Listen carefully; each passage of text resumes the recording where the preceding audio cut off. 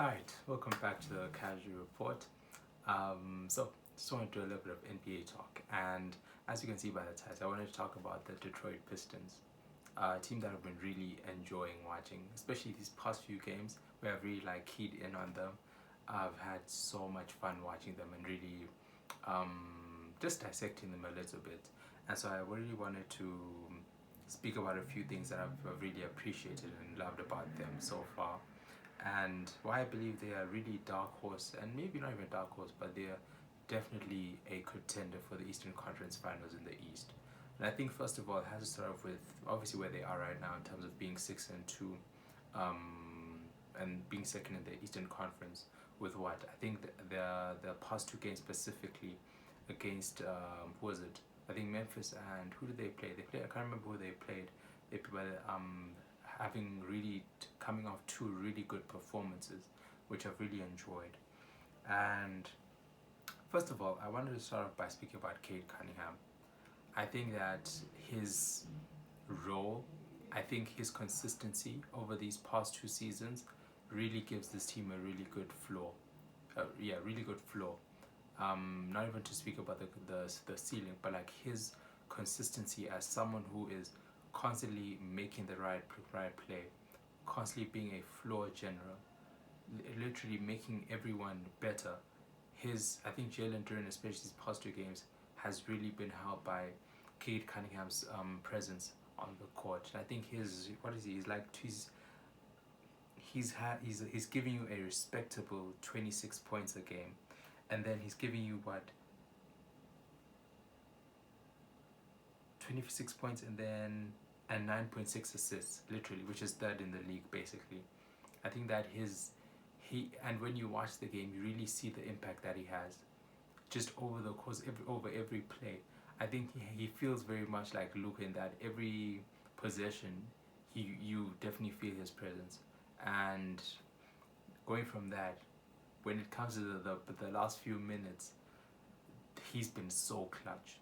Like when it's come to him having to put the ball in the hoop, he's been so clutch. He's been so good at that, and I think that this is a team that, especially in those last few possessions and those last few minutes, it's at some point it's Cade or bust, because there's no other playmaker or someone who else who can put the ball on the floor apart from him. And so it's been really cool to see him take that role and just be consistently good, be consistently really good at that. And I think that, of course, shooting 43%, 48%, man, I think that even though the three hasn't come as well as it could have been, I think that his ability to in the mid range and just to apply so much pressure from the mid range has been really good.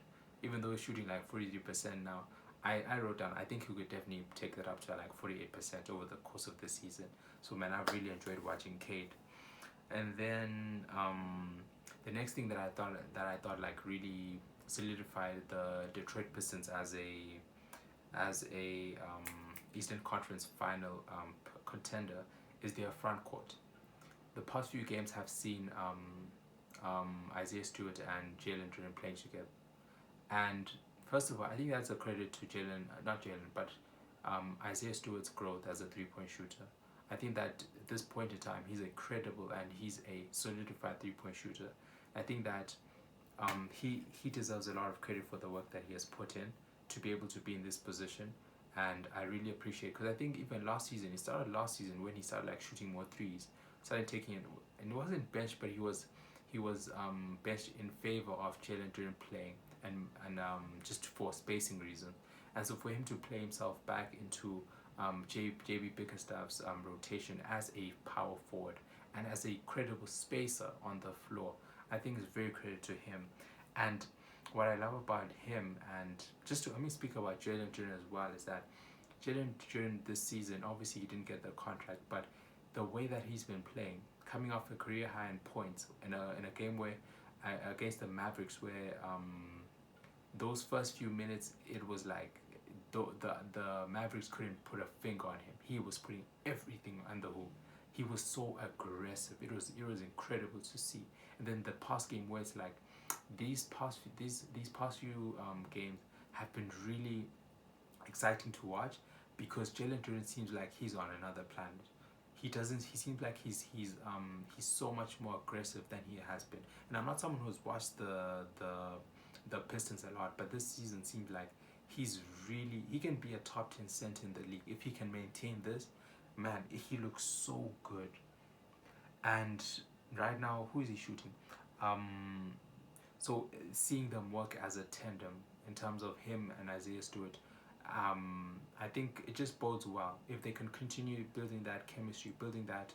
I said in my notes that this is like a no-fly zone, because even though Isaiah Stewart and Jalen Duren are expending more on the offensive end, they are literally a no-fly zone in the back in the as a defensive front court.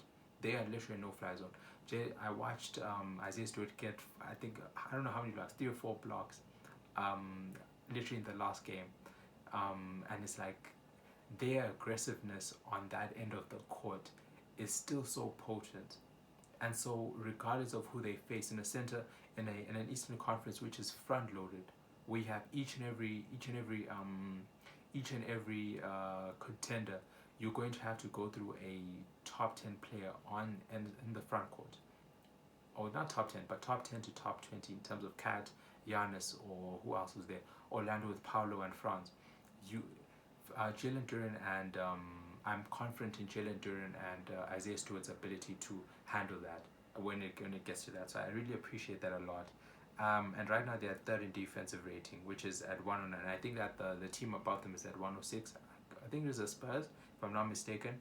And I think that how hard they play, especially on the defensive end, is that not only is their front court really good, but also their their POA defenders, their point of attack defenders, have been really phenomenal to start of the season. In terms of having Ron Holland, who I've really liked as like an energy guy. Like I've really appreciated him just continuing just his growth, continuing his consistency from last year, bringing that rookie energy and continuing pushing. And then you obviously Asar Thompson has still been incredible. I don't think it's, bro. Asar Thompson is going to be a all NBA defensive candidate every year in the league until he loses his athleticism. So there's no point. There's no point about that. And then Kane, being a very solid defender at 6'6" with his frame and everything, has been incredible. I think that them being third in defensive rating is not something that I feel will tail off too much. I think that this is a as a ceiling. This is a top 7 defense in the league, regardless of any time in the regular season. And I just love how hard they're playing on the defensive end as much as anything. Then yeah, yep. Rebound and athleticism is something I've really appreciated. This is a team that is this is a team that is built on their rebounding and their athleticism, and I think that they are at just the right age where these things are, where they are still learning how to continue to harness that more. In terms of Jalen Duren becoming more smarter, adding to his game, Isaiah Stewart obviously becoming a 3-point shooter, but adding to his athleticism, adding to his energy. Now, Saw Thompson is still growing as a player. Ron Holland is, bro. These are so young, but the fact that they have that foundation of athleticism, I think, is so incredible. And they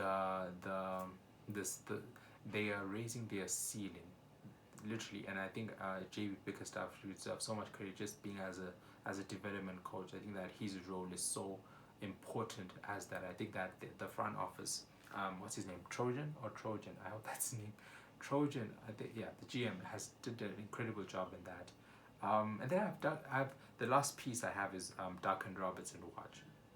Duncan Robinson, the start of first game was terrible, but in the last few games, I have really loved what I've seen from him.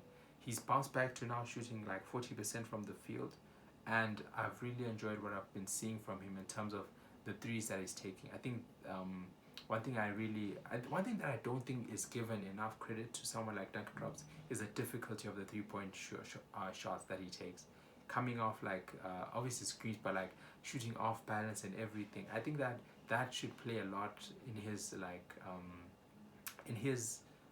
in our discussion of him. Like I feel like sometimes he's given the lack of respect in some ways, just because of like his 3-point shooting, or he might not shoot as well some nights, but I think that his spacing is always good, And if you can continue just like raising that, being 40%, if you can just keep it around there, honestly, because his volume is always going to be high.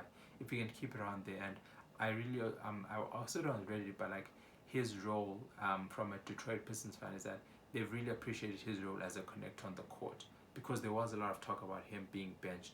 But I think that because of his ability and his high Q and his skill as a pick and roll handler, and someone who is not going to be a second playmaker, but as someone who in very key moments, if he and Jalen Duren can combine for at least like a couple of pick and rolls a game, maybe in critical moments, Duncan Robinson has shown the ability, and he's improved as a ball handler to be able to like to do some things, honestly, as a with the ball in his hands. And I think that that is really cool to see. I really think that he's obviously the X factor for this team. And yeah, that is that's really cool. Anyways, yeah, that's it from for now. Shout out to the Detroit Pistons. I'm really enjoying watching them. I've really these past few games, I've really enjoyed watching them, like the whole way through. So yeah, trying to think of if I missed anything. Yeah, shout out to the Detroit Pistons, and they just gonna continue roll. So shout out to them.